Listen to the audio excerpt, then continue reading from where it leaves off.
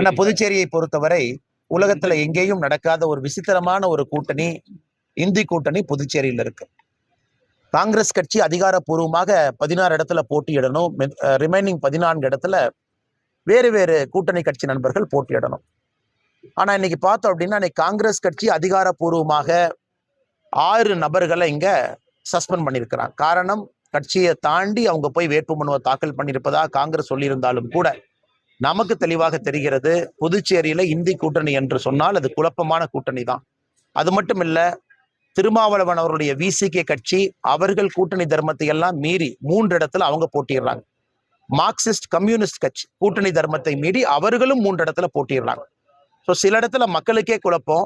திமுகவும் இருக்கு, காங்கிரஸ் இருக்கு, விடுதலை சிறுத்தைகள் இருக்கு, கம்யூனிஸ்ட் கட்சி, மார்க்சிஸ்ட் இருக்கு. 4 வேட்பாளர்களும் சில இடத்துல இருக்கிறாங்க. அப்படி இருக்கும் பொழுது எப்படி இந்த இந்திய கம்யூனிஸ்ட் மார்க்சிஸ்ட் என்று சொன்னது போல அவங்க 3 இடத்துல இருக்கிறாங்க. அப்படி இருக்கும் பொழுது எப்படி இந்த கூட்டணி இவங்க ஆட்சிக்கு வரும் பட்சத்துல மக்களுக்கு ஒழுக்கமான ஒரு ஆட்சியை கொடுப்பாங்க? அதனால்தான் இவர்கள் ஆட்சிக்கு வருவதற்கு வாய்ப்பே இல்லை. ஆட்சிக்கு முன்பே இவர்களால் ஒரு கூட்டணியை ஒழுங்காம அமைக்க முடியல. கூட்டணிக்குள்ள பரஸ்பர ஒரு மரியாதை இல்லை. 30 தொகுதிகளும் கூட இவர்களுக்குள்ள இடஒதுக்கீடு செய்து அந்த பேச்சையே அவங்களால காப்பாற்ற முடியல.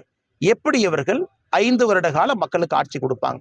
அதனால் கூட்டணி அமைப்பதிலே தோல்வி, வேட்புமனு தாக்கல் செய்வதிலே தோல்வி, எல்லாவற்றிலும் இந்தி கூட்டணி தோல்வியை சந்தித்திருக்கக்கூடிய இந்த கூட்டணி என்பது நமக்கு தேர்தல் நாள் என்று வாக்கு எண்ணிக்கையும் பொழுது மிகப்பெரிய தோல்வியை சந்திப்பாங்க. எந்த மாற்று கருத்து இல்லை. மிச்சதெல்லாம் பேசுவாங்கன்னா தேங்க்யூ.